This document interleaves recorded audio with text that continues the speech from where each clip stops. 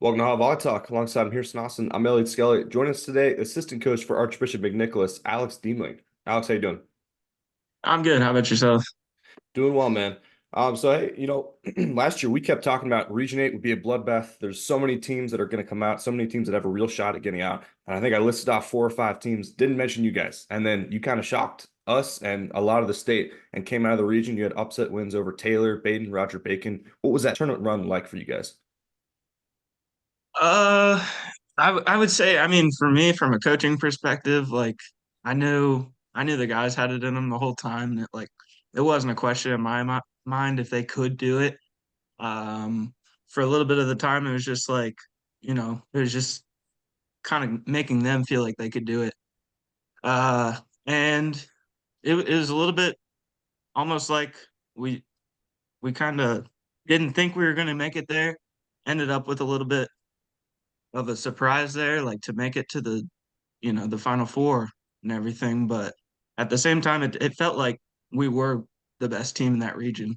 It just like we hadn't performed that way up until tournament time. You talked about going to the Final Four. How valuable was that experience last year? You get to go to Wittenberg and you're feeling the lights of a state semifinal. And more importantly, how does it feel that you have a lot of players like that returning next year or this year, I should say? Yeah, it was great. I mean, the first OHSAA boys volleyball state championship, that was, something that they can hang their hats on, be proud that they went to. But I think for this year, it kind of shows that like even though we did all that last year, this year's for winning the whole thing. So I think that's incredibly valuable for those guys that they can say, all right, we've been here, we've experienced like the big stage. Uh, Now going out there and getting it done is kind of what they're looking to do. 100%. Well, you started your season off with a five-set win over Bishop Fenwick. Real battle to start it off. How did that set the tone for this season? It was like you said, it was a tough battle. I would just say it kind of more or less it's like, all right, if we're kind of looking at it like our entire league is just going to be stacked all year. If we can handle, what is one of the best teams in Fenwick, and it wasn't necessarily handling in that game, but like if we can go out there and make it through our league, like win our league like we just did last week, we're going to be set up to be one of the best teams in Division Two. So it I wouldn't say it was necessarily a confidence booster because at the same time, like we knew we had it in us. We didn't beat Fenwick like once last year, but this year to kind of go out and do it for the first game, it was big time. You talked about winning the GCL Co-ed Conference title. You win a perfect 9-0. Match against Carroll still left to be played, but how special is it to win such a competitive conference? I can't even. The last time we won it, it was I can't even think. It might have been when I was playing, like quite honestly. So that just shows you how good the league's been like year over year.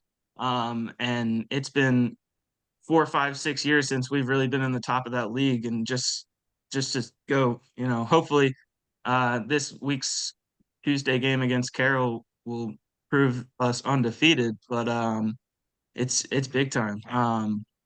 Yeah, I can't speak to any much more about that, but it's a great league, and we're happy to play in it. Your only two losses, or rather, your only losses in Division Two have come to St. Charles. You would most likely face them in the state final should you make it that far and should they make it that far.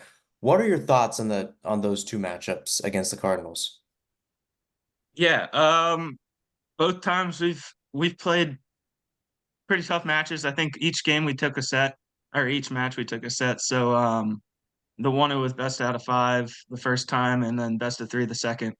And the first match we play them, I don't like making this excuse, but our guys were on spring break all week. Came back and played them that very first day back, and had to kind of knock some rust off to get the win, and they just don't play well that way. They're not going to play well, taking a week off. So that was something we kind of had to fight through. Is like it is spring. And it's these guys for a lot of them. seniors, juniors, they want to get out and do something, but at the same time, we got to our goal as a coaching staff is to get them to the state championship, and it's tough when we don't have that focus that we want for our boys over something like that. But at the same time, I feel like maybe we kind of got that underdog now. That's like we haven't taken a set. Maybe maybe St. Charles is going to overlook us. I doubt it. I think they've got a good coach. They're going to come prepared, but just the work that we're going to have to put in to beat them is just going to have to be more than them. Absolutely. Now, you also went up against one of the top teams in state in St. X, and you wouldn't play them in the state tournament because they're D1, but how valuable is that experience for your guys? Yeah, would have liked to play better in that game. It was a pretty tough match for us. But at the same time, like playing the top teams, we played St. X, we're gonna play Moeller, I think, coming up. And we love those matches. Like it's a lot of players that the boys they recognize from club. So it's fun to play against those teams for them. And then just for us, it's like you get to play the top teams like the Moellers, the St. X's of the world. That's always something that you want to play the best teams just to show that you can play with them. If you can beat them, then that's even better. But I've always been a fan of playing, the very best teams out there. We recently just learned that you guys have earned the 1 seed in the region. Not necessarily surprised because you're undefeated in the region, number 2 in the division. But how is that, such a cool accomplishment? How is that a testament to the hard work you guys have put in this season? Yeah, I mean, they brought in our head coach has brought in a good staff to help them. We've got 2 new assistant coaches this year that have really been getting the most out of the guys this year. And I think I think all their hard work has started to pay off. They've put in the work at practice. They're there, at pretty much every day of the week and just working their tails off to get better. And they've done it. And I think it's just to keep building on it, keep going, and doesn't mean anything till the season's over and you play that championship game. It's a good point. Well, you talked about your coaching staff. We weren't able to get the head coach, Julie Mulvey, on, but what's it like working under her?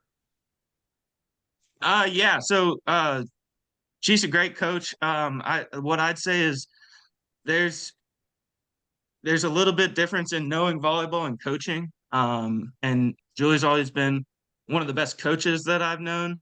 It's not in the volleyball aspects, like we can help fill in from like maybe we got a 5 foot coach. She doesn't know all that much about blocking, but she gets the right people in the positions to be able to teach some of those other skills. And then as a putting the whole thing together. Um, there's not a whole lot of people better than her, in my opinion. But she just puts everything together and is able to figure out the best ways for the team to win and what the team needs to work on in any given week. And watching film, doing all the good stuff, she takes care of it. Now, when you look at this bracket coming up, is there anywhere like you're hoping teams go a certain way or you're anticipating teams go a certain way? Yeah, I was actually looking at the bracket ahead of us. I mean, as far as I know of OHSAA seating, like we're just kind of picking where we want to be in the bracket. And if we've got the first pick, we just like to see it has to kind of play out, see how it plays out. And I don't think we're ready for anyone's shot whenever they want to give it to us. So um, match us up with whoever. Um, we're excited to play those games. We're excited to play the Roger Bacons, the Fenwicks, the Taylors, everyone out there that, wants to give us their shot, we'll take it whenever it is. Yeah, man, I like it. So looking ahead this week, you got a match against Moeller, a match against Carroll, like you said, for the GCL co-ed, and then Milford. What are you looking for in this team as they close out the regular season, head to the postseason? Yeah, really, I think the match I would circle is Moeller. And is that if they can come to play against a team like that, I mean, that's really what we're looking at, and playing the kind of the big bad wolf at the end of the season in St. Charles, we we need to show up and play against a good team in Moeller. to really show that we can play against the best. So I mean, I'm not overlooking any of the other games. The other games are just as important. We got to get out there and play our best game for all three matches, but we got to show up and play our game against Mueller and really, you know, put metal to metal and see if we can get better. Well, hey, Coach, thanks for your time. Congrats on the 1 seed, and best of luck to Appreciate it. best of luck to McNicholas the rest of the way in the tournament. Yeah, thank you. All right, that was Alex Deimling from Archbishop McNicholas. They're gearing up for a great season. Just got the 1 seed in the region, like we were talking about. To get into some news that happened this past week, St. X swept Elder to win the GCL 6-0, undefeated. They're going to finish the year 21-1. Only losses to Old Tangent Liberty in the Centerville Elite Eight finals. I mean, I feel like you got to talk about this. What's the significance of going undefeated in the GCL South? It's very big. You know, we look at a lot of teams that we've seen get that spot in the GCL South. You know, a lot of great teams. St. X last year, Elder 2 years before that, but you have to remember both of those two teams lost in conference. That's not the case for St. X. They go 6-0. The first time the Bombers and any GCL team in that regards go unbeaten in the conference since 2014 when the Bombers did it. Really, really impressive accomplishment. I mean, we've talked about it. Every coach that, in the GCL harps on how competitive and how awesome that environment is to get to play those matches and to go 6-0 in that is really, really cool. Great accomplishment for the Bombers. We look now to the OCC Challenge we were talking about. Best 2 out of 3, third sets to 15, which actually, I was reading the rules. I think that might technically be illegal, but maybe we just turn a blind eye to that. I don't know. I could be misinterpreting that too. But Dublin Jerome swept Upper Arlington, so that reaffirms the seeding. Picture North actually defeats Derby at home in 3 sets. That's a pretty big win. I mean, that's at Derby's place. They have the home court advantage. They schedule it so everyone's watching that match pretty much. Pick North to come in and make that kind of statement wins a big deal for them. Yeah, absolutely. And again, we've talked about what Pick North is capable of. Kind of a team that was a little bit on the lower end, got the second seed last year, but also had a relatively easy competitive schedule. This year they ramp it up, and again, beating a team like Derby, just amazing. And this is a Derby team that went to the Centerville Elite Tournament and got a top 3 finish. So this is a Derby team that's not playing around as well. So the 2 seeds in Region 1, Region 3, they're going to cause a lot of trouble. Yeah, definitely. Also, Old Tangent Liberty pretty convincingly swept Thomas Worthington. They'll finish up the season 21-1. Only 3 sets dropped all year, all 3 to St. X. So kind of maybe a little bit of a rivalry kind of forming there. Both those teams pretty close to going undefeated. Their only loss are to each other. They'd meet in the state semifinal. We'll talk about that kind of as we get closer to that. And then speaking of Pick North, probably not as positive this time. St. Charles actually takes them down in 5. They went up 2-0. Panthers came back to tie it at 2-2, and then St. Charles got it done in the 5th. So, I mean, again, just another really impressive win we're seeing from the Cardinals. I mean, these guys are legit. They are #1 in Division II for a reason, and they can play with the best in Division I. And, Pick North, that's their first loss outside of St. X. So they finished the year 20-2. Again, in that region with Old Tangent Liberty, should they get there, should be a pretty great regional final. You know, I was thinking back to that result with St. Charles getting the win over Pick North, and I was thinking, how did DeSales do last year? Because this was a DeSales team when they had Cam Hoying in the lineup, they were really good. They were just dominant on the ball and especially at the net. And they did relatively well against Division I competition. I remember one game, I think it was when Cam Hoying was out. They had that stretch where he was out and they weren't doing so well.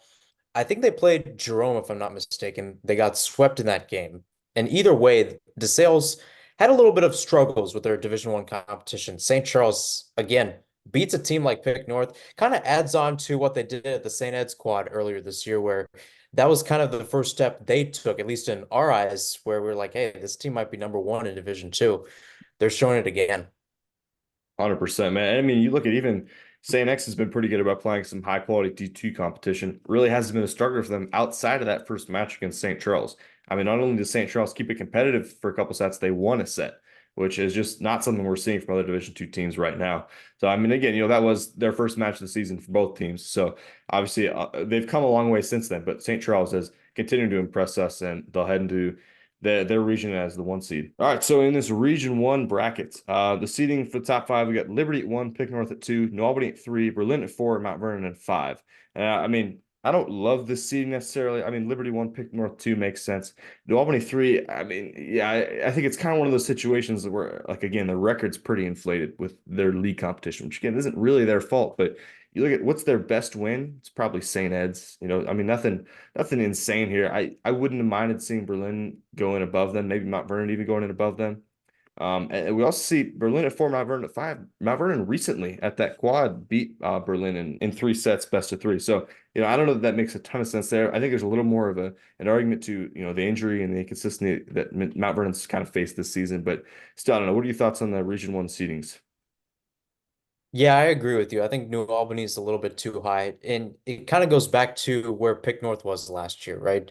You and I talked about it and said, here's the thing, Liberty's really good, Berlin's really good, Mount Vernon's really good. Pick North, not really a team that makes a lot of noise, but the record shows for it, and they get it. So again, I think New Albany deserves to still be relatively high, maybe in a 5 or 6, just not that high overall. And then again, just close seating between Mount Vernon and Berlin. We talked about how close those guys have been overall. If I'm not mistaken, I think Mount Vernon beat Berlin in the Pick North quad. They did. So Yes. yeah.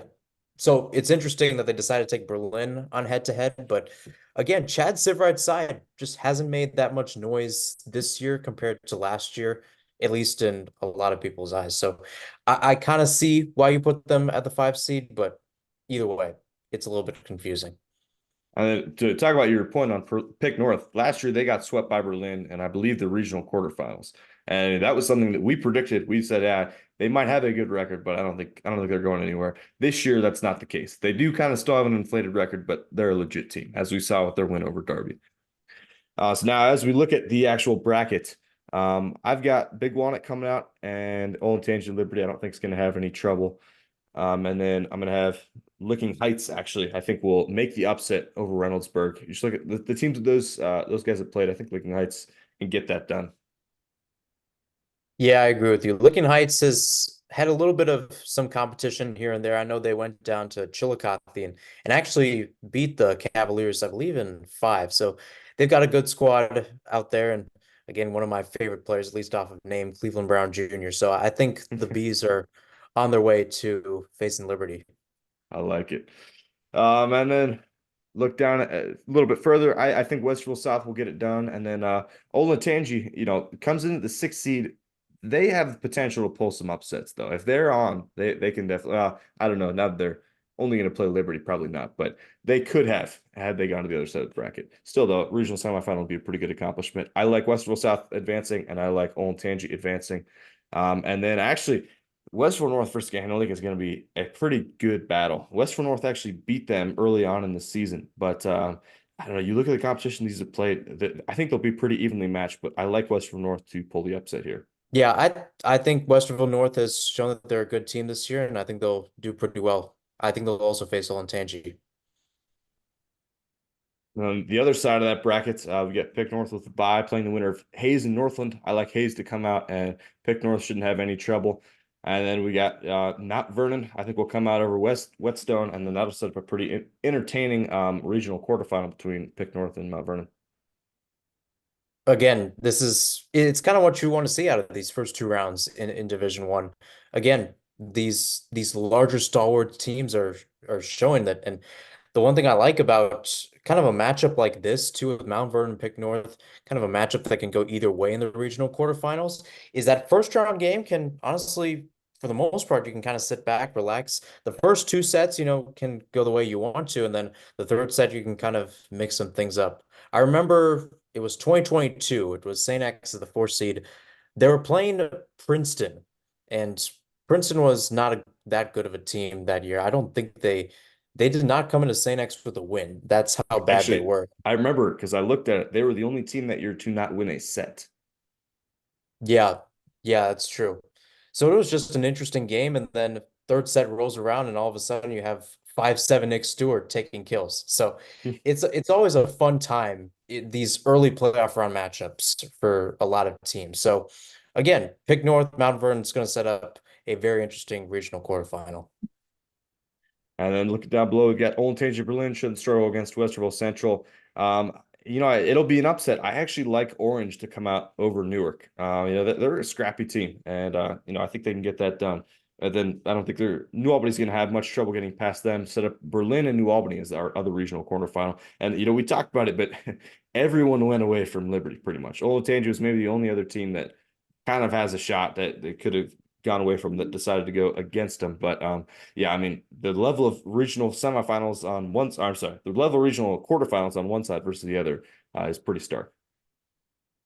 I think we're starting to see that trend more. I think it was started last year and in years prior, generally, that the fact that a lot of these teams are going away from the one seed, and we're going to see a result of it next Friday with Berlin and New Albany going at each other, another 4 seed versus 3 seed. And we could see things like this happening in other regions too. So this could be a trend overall that the OHSA is giving a lot of freedom to coaches. And this is what can happen when you make your own bracket. Now in Region 2, we got to talk about seeding here for a little bit. Really what matters is Ignatius at 1, Brecksville at 2. We start going down the schedule. Both teams are 19-3. Ignatius lost to St. X, Darby, and lost 3-0 to Brecksville. Brecksville lost to Liberty, St. X, and Moeller. Now, all of those teams outside of Brecksville were above both Ignatius and Brecksville. So I don't think there's anything really there. Ignatius lost in a sweep to Brecksville Broadview Heights head to head not that long ago. Like, I don't understand what we're looking at. Look, I mean, I hate to say it like this, but I feel like as coaches, we need to be better at looking at doing our research for seedings. Like, all right, the only thing I can understand is maybe Jack Reagan's out.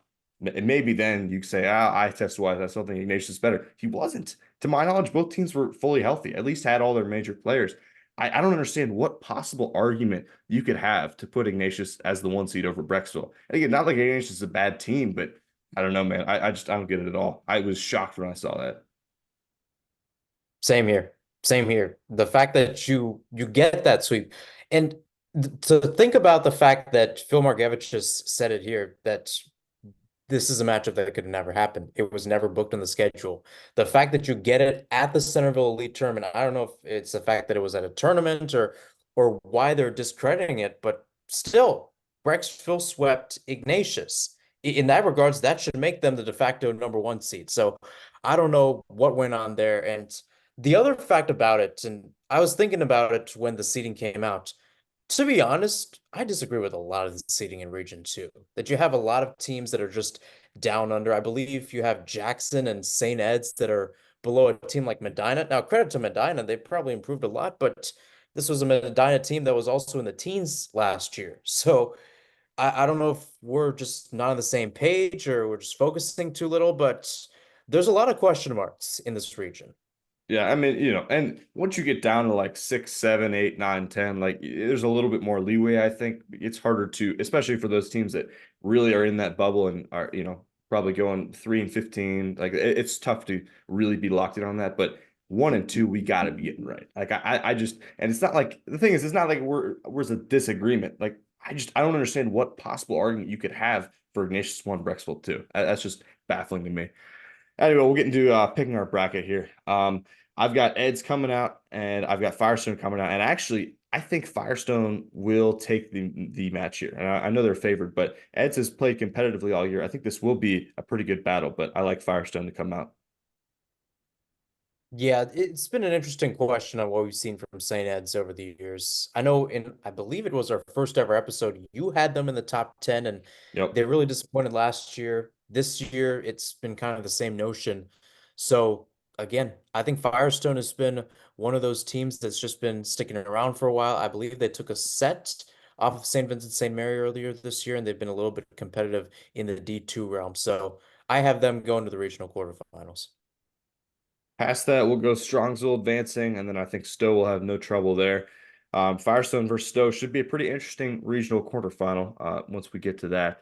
And then we'll go Mentor advancing, and then, like you said, Medina, kind of a question mark at the 7th seed, but I like them to come out as well. And then down below, Cuyahoga Falls, I think will come out over John Marshall, and then Brecksville Broadview Heights shouldn't have any trouble getting to that regional quarterfinal. Yeah, Brecksville Broadview again back to the spot where they lost to last year, or rather, no, they lost in the regional semifinals. Forget that.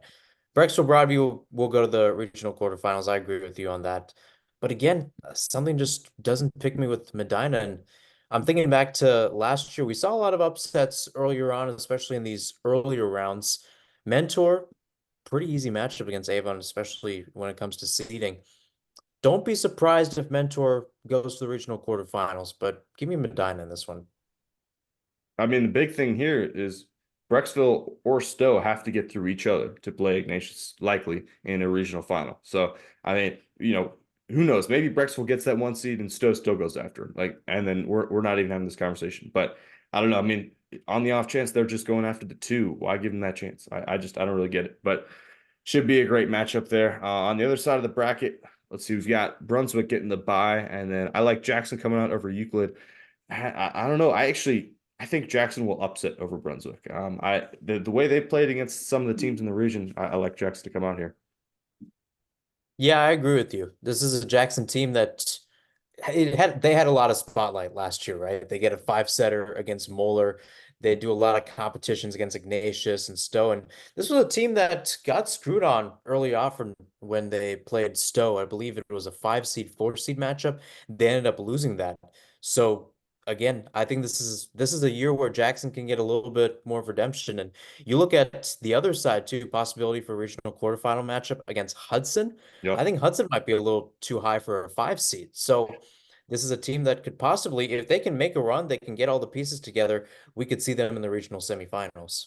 Yeah, I'm with you there. So then I like Steele coming out, and then I like Walsh Jesuit to advance, and then we'll go Springfield coming out. Ignatius again should not have any trouble. So, I mean, yeah, like you said, we could see a potential matchup where let's see but we'd see Jackson. They'd be playing Ignatius in a regional semifinal. Or I'm sorry, either Jackson or Hudson playing Ignatius in a regional semifinal. So yeah, I mean, some good matchups there. Yeah, it'll be interesting how that turns out with Region 2. Yeah, and it kind of shows you how important that 1-seed was in the end. So Right. it's kind of interesting how things work out. And Berksville Broadview has to play Stowe if they would play Stowe for a regional semifinal. But yeah, I agree with you. Walsh Ignatius would be an interesting regional quarterfinal. Walsh, for a long time, was a king for some instances in the Division 2 area, especially in Northeast Ohio. So It's true. it will be interesting. And we'll head over to Region 3. We got Thomas the 1 seed, Darby 2, Jerome 3, Upper Arlington 4, Beaver Creek 5. Now we were kind of seeing more Darby at the 1 seed rather than Thomas. Again, if you look purely at in-region competition, both teams are undefeated except for each other, and Thomas has a more recent head-to-head. So I can understand why that decision was made. I think we both thought that Darby had the more impressive overall state record. Still, I mean, they're both going away from each other. I don't think it makes a huge difference in this region. But we've got Darby with the bye playing the winner of Briggs and Middletown. I like Briggs coming out, Darby advancing. And then Kaufman's been having actually a pretty great year. Centerville maybe struggling a little bit, starting to get some momentum back, but I like Kaufman coming out to play Darby. Yeah, that's an interesting part of the bracket because you have two teams that are kind of in the Cincinnati, Dayton area going to the Columbus area for that matchup. Centerville, a little bit less of a road trip to Dublin Kaufman as is Middletown going all the way to Briggs. I kind of sort of like Briggs in this matchup because of the road trip, but then again, we said that Edgewood would beat Dublin Kaufman last year, and it was the same idea because Dublin Kaufman went down to Edgewood for that game, and the Shamrocks got the victory. So that's a game that could go either way. I'm going to go Briggs in that matchup. And then Centerville Kaufman, again, another matchup that could go either way. Another interesting first round game. Dublin Kaufman had a really interesting win against Dublin Jerome to start off the year. And we Yep. kind of wrote it off and said, oh, Jerome's not that good. They're not the same team that made the Final Four. And voila, they're back in the 3 seed. So we don't know what could happen over there with the Celtics, but with Kaufman, I'm going to say they make it to the next round. And then Upper Arlington over Wayne should not be too much of an issue. Davidson Kilbourne, I think, could be a battle, but Davidson's a good team this year. Kilbourne probably a little bit on a down year. We saw that in kind of their league play, so I like Davidson to come out and play Upper Arlington. Yeah, it's the same thing here. And the interesting part about it is there's no game on that Monday, May 6th as well. So just an open slate for Hubert High Swain and for Worthington Kilbourne to really go at it. I think Davidson just has a little bit more of an edge. I think I was proposing that maybe Davidson would get the 4th seed and maybe do some of those record things that we saw in Region 1 and in Region 2. Not happening here in Region 3, but nonetheless, give me Davidson Arlington. And 1 seed Thomas Worthington shouldn't have any trouble getting past Northmont. I like Bradley to get past Scioto. That one might be competitive, but Bradley, honestly, for the tier team, they're on an improvement track, I think. New head coach this year. So yeah, I like the Bradley to advance to play Thomas Worthington. Yeah, it's another interesting ideal. I'm actually going to take Scioto here just because I think they've had a little bit more competition ideal. I know the Dublin schools have had a little bit more of that relationship growing. And again, it's always nice to see road upsets, especially earlier on, and they'll take on T-Dub. 100%, man. And then on the bottom side of the bracket, we've got Jerome should advance over Belmont, and then Beaver Creek playing the winner of Edgewood and Fairmont. I like Edgewood to come out. I like Beaver Creek to advance. Sets up an interesting regional quarterfinal, actually. If you'll recall, at the beginning of the season, Beaver Creek lost to Dublin Jerome in 5. And, combined with their other losses in region, that kind of guaranteed them to not get a top 4 seed. And I mean, again, if we see Jerome knock off Beaver Creek, that's pretty huge for, kind of the East versus West dynamic we've been talking about, because it pretty much guarantees that we're not going to see a West team make a regional semifinal this year. Yeah, and it's so interesting as well, just how that region has grown. That is the East and compared to the West, and we kind of saw it in the East-West battle as well. But that's going to set up an interesting dynamic, like you said. And it's interesting that the bottom part of the bracket, you got Fairmont, Edgewood, Beaver Creek. If Fairmont wins, you got a little GWalk battle going on. Belmont and Jerome, Dayton, Belmont going all the way to Jerome. So this is a point that let's see if the West can be won against the Celtics who are from the East. We didn't actually mention it earlier, but they switched it this year. Now there's only going to be neutral sites for the regional finals. So regional semifinals are going to go to the higher seeded team this year, which actually, especially for Region 3 where there's a lot of driving, could end up being a big deal. So I mean, I would think the main issue would be if we see Beaver Creek advance and play Thomas Worthington and go to them as opposed to playing a neutral site like Centerville last year. So yeah, big implications there. Yeah, and I think the other big thing is there were a lot of things that I mentioned. The biggest thing being regional semifinals, regional finals all on May 18th. But the interesting thing is leading up to that is that Division 1 teams will play their previous round games. The first round, that is the play-in, if you will be on Monday. First round and thereon after will be Wednesdays and Fridays. Division 2 teams will play their previous rounds on Tuesdays and Thursdays. So a lot more action. I mean, we're talking about from Monday to Friday, from May 6th to May 10th, you're going to have action that you can go to. So it's a pretty sweet thing if you're a fan. If you're watching from afar, you got a lot of matches to manage, but it also spreads it out overall. So it's going to be a lot of fun. So then in Region 4, we got St. X getting the 1 seed, Muller at 2, Lakota East at 3, Walnut Hills at 4, Elder at 5. So here at our bracket, again, St. X, no problem over Hamilton. I actually like Lakota West to upset Milford here. I think if you look at the schedules and who Lakota West has played, I think that they have a little bit better shot there. Yeah, I agree with you there. Again, Milford's been in some interesting battles against some lower ed teams in Division 4. Lakota West, you're going in the GMC against teams like Sycamore, Lakota East. You're getting competitive results against them. I think it shows first round. And then you got a little matchup down the I-75 to take on St. X thereafter. And then I like Elder over Mason. They've actually been building some good momentum. Hopefully they can get Tommy Tierney back. But yeah, they've been kind of avenging some of their losses early on and getting some wins here late. And then I like Walnut Hills over Fairfield. Now, should that happen, right? You'll recall last year Walnut Hills knocked off Elder in the playoffs at the Pit to advance to play St. X. Now this time around, if they both get there, it would be at Walnut Hills. So interesting dynamic there to be able to host a GCL team that early on in the playoffs. That'll be really cool. Chance for Elder to get some revenge. Chance for Walnut Hills to maybe cement this rivalry a little bit more. Yeah, I like it that you called it a rivalry because you're starting to see the frequency, and I think you're starting to see more of a dynamic on how the GCL in general. We know that LaSalle has been a little bit up and down, but how the other 3 teams. We know St. X is good, we know Moeller is good, but this is another year where we had that question mark with Elder. And again, that game against Mason is not exactly a given, knowing how the Comets have done in GMC play. But I think the Panthers are on. Walnut Hills should take care of Fairfield. That's going to set up an interesting matchup. Maybe a little revenge in the process, too. Could be. Muller, Princeton shouldn't be an issue, and then Sycamore over Loveland again.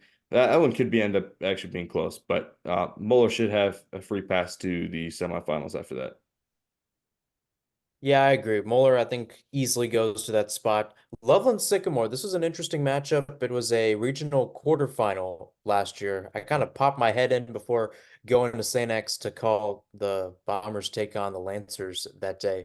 But either way, during that matchup, Sycamore looked pretty well, but it was just a close battle.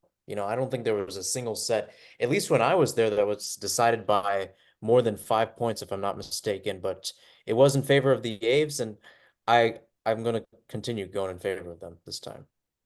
Yeah, I think it's them. I know there's a team in the South who's not one of GCL that are like intense rivals. They're like two public schools. I think it's Sycamore Loveland. So if that is the case, that'll be a pretty cool matchup for the fans. And then down here, we've got LaSalle playing the winner of West Claremont and Oak Hills. I like Oak Hills to come out, and then LaSalle to advance. Now, LaSalle, I mean, again, like you kind of get handed 6 losses almost automatically when you play in the GCL South against Elder Moore and St. X. But I mean, they're building some momentum here. I wouldn't be surprised if we see them make a run and maybe even play Moeller in the semifinal. And then down below, we've got Lakota East over Lebanon. So I like Lakota East to come out again. Like Lakota East versus LaSalle, it'll be a big matchup. It will not be an easy win for either team. Yeah, so that's going to be an interesting part in the bottom of the bracket. Again, LaSalle and Lakota East just played very recently. In fact, well, Today or yesterday, yeah, if you're watching today. this when it airs. Exactly. But that was just a close matchup. LaSalle won the fifth set. Can you believe this? 21-19. Can you No. imagine a playoff game like that? Hawks Nest is going to be rocking. Yeah, man, really excited for that one to get to play Moeller at the regional semifinal. Really, really cool. Yeah, I think either team could do it, honestly, especially reaffirmed with the result we saw tonight. Now in Region 5, we've got St. Charles as the 1 seed, Chillicothe at 2, Waterston at 3, DeSales at 4. A little bit, I think, surprising from what we were seeing. I thought DeSales kind of earned a little higher spot towards the end with their win over Waterston. But, obviously the coaches disagreed there. Again, like there's a little more argument. This isn't quite as bad. Like head-to-head doesn't always mean higher seed like it does, like I think it should have with Ignatius Brecksville, just when you consider there's so many more losses. But, I don't really love these seedings. What are your thoughts on Region 5 seedings? Yeah, I think it's valid. I don't think it's correct in my opinion. I still think DeSales, at least from the way they've been playing recently, they deserve to get that second seed. Waterston's taking third and Chillicothe's taking fourth. But it seems like, well, we haven't seen DeSales and Chillicothe play each other, but Chillicothe playing St. Charles, obviously getting swept. Playing Waterston, winning that game at home, losing that game on the road, and then Waterston taking down DeSales at home. So it seems like when you have all these matchups, and I kind of showed it in my rankings earlier with the OCC teams, it was a few weeks ago, but you're starting to see it in the bracket where you have a lot of these tandems where some team wins against one team but loses against another, and it's almost like that's just that pendulum is just going back and forth. So again, I kind of see why they did it that way, but I probably would have taken DeSales second, Waterston third, Chillicothe fourth. Yeah, I like the way you said that. Valid but not correct. I think that sums it up. Or correct by our metric. Now that everything's black and white. Anyway, I don't think it's really going to matter all that much. I don't see any way that St. Charles does not come out of this region. I think Independence will advance to play them, and then St. Charles will advance. And then I like Hartley actually to upset Westfall. I actually like Hartley again to beat East Station Christian, which it's actually interesting. I don't think we normally see a team with a bye be a lower seed than both the teams that they would be playing. Maybe Westfall and Hartley just wanted that extra win on the record, but for whatever reason, Dayton would get that bye and obviously go to whatever team advances. What are your thoughts on that part of the bracket? Yeah, it's an interesting dynamic too. You think about it. You got South against Independence. That's a 10 seed versus 9 seed. Hartley, Westfall, 6-5. Hartley, I feel like been getting a little bit more clamor. They've had a better competition. They're prepared for a road test like this, and we've seen it in different spots, right? 6 beating 5. I think it's a case there, and that will set up a home matchup against East Dayton Christian. I see Hartley making it to the regional semifinals. After that, South and Independence.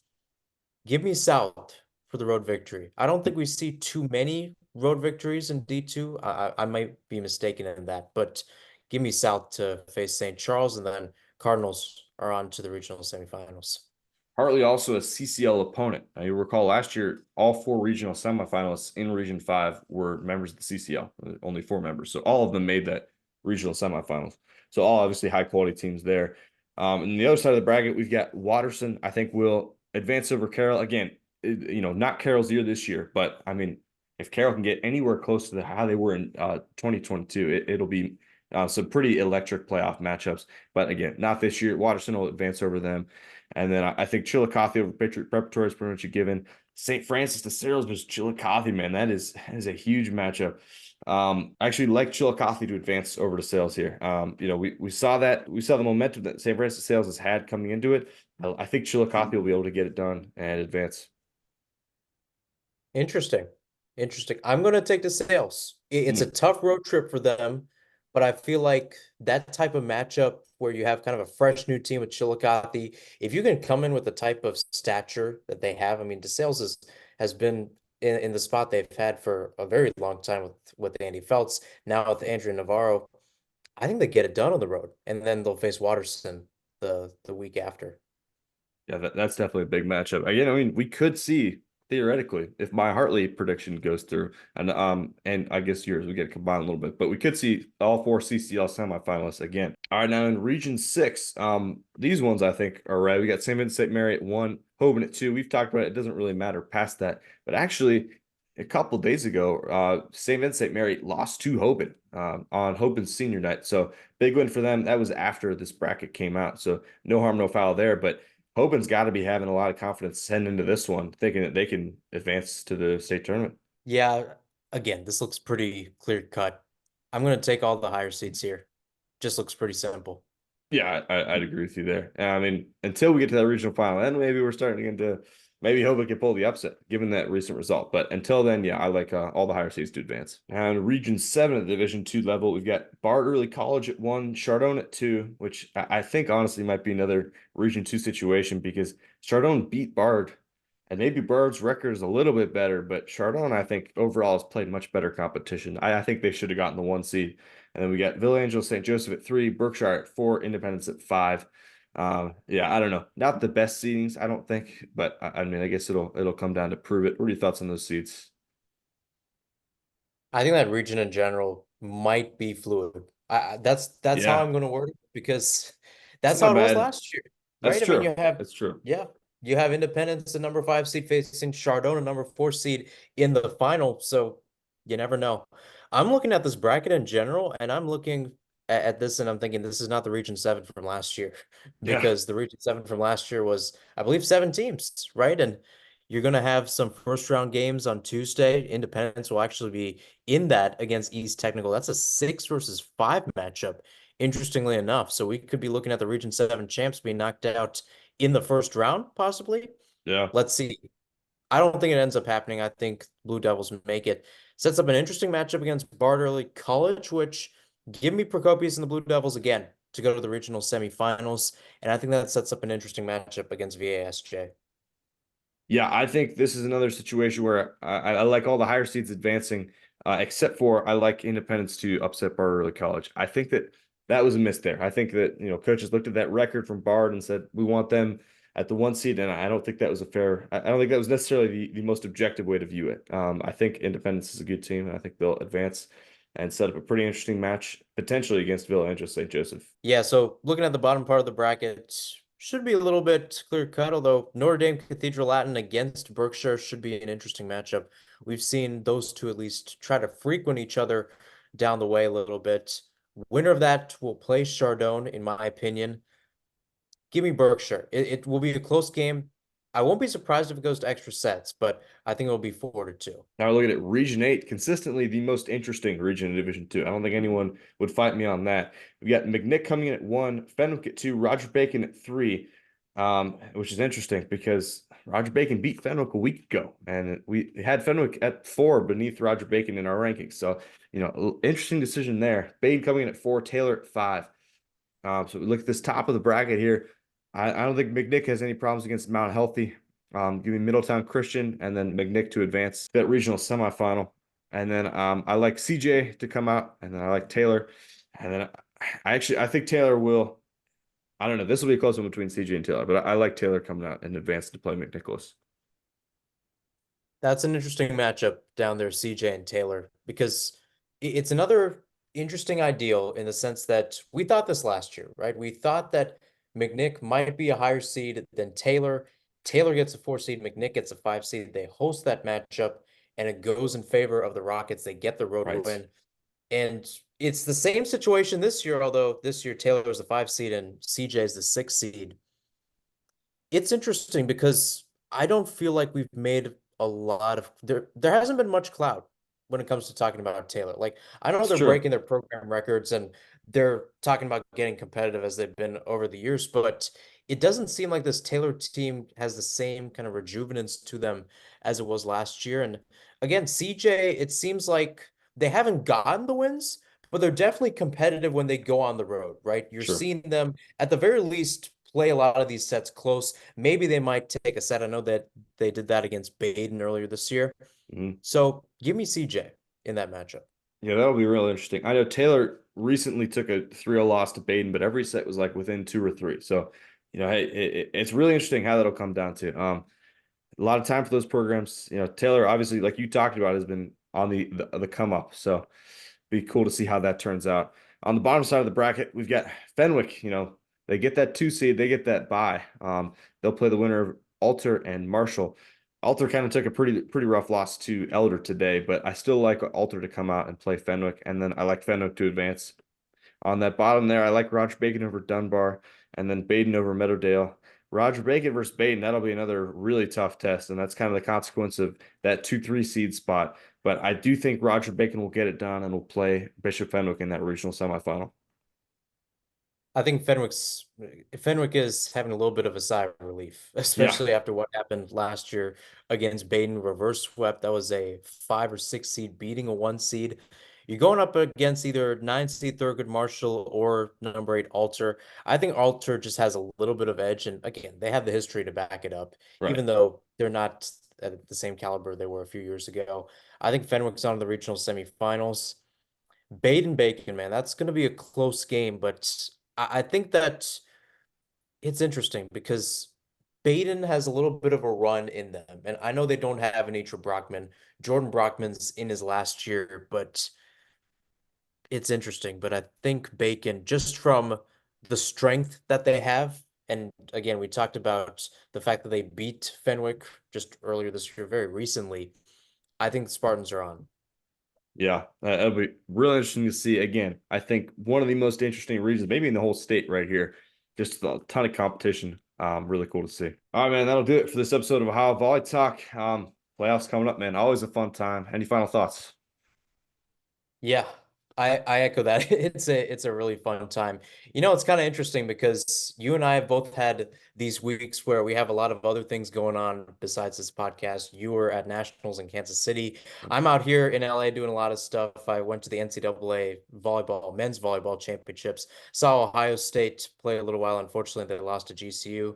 Doing some other stuff with the Pac-12 women's lacrosse championships, covering ASU. So I got a lot of things going on, man, but this is always a fun time of year, and it's always fun to talk about Ohio boys volleyball when we get to this spot. From now until Memorial Day weekend, it's going to be absolutely electric. So tune in, go to the games when you can, because it's a fun time to be around the sport. We actually will have an alumni of the GCU men's volleyball program coming on here in a couple weeks. So if you can guess who that might be, I don't know. Should be a pretty fun interview. Anyway, this has been Ohio Volley Talk, and we will catch you next week.